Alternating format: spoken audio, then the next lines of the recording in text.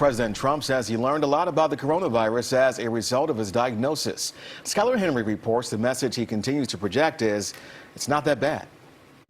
The White House doctor says President Trump is reporting he has no coronavirus symptoms today, but that does not mean the president is COVID-free. We know that first week people can have symptoms that can be serious, but they may be relatively milder than the second week when you suddenly get inflammation, this inflammatory phase, and that's where people can really very quickly go south. CBS News has learned administration officials are looking at options for the president to address the nation as early as today.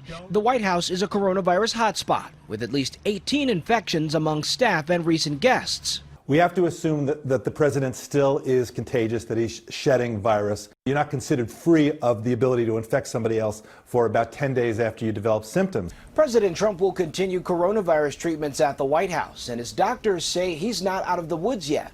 The president's team has not shared some key details about his condition.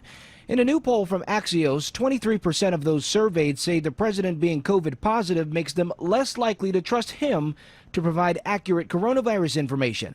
17% say it makes them more likely to trust the president. Skyler Henry, CBS News, the White House. And that same Axios poll shows 21% of Americans say the president's positive tests will make them more likely to wear a mask and maintain 6 feet of social distancing. Meantime, a federal health official says the White House has turned down offers from the CDC for help with contact tracing for coronavirus. An administration spokesman said the White House has established a, quote, robust contact tracing program led by the White House Medical Unit.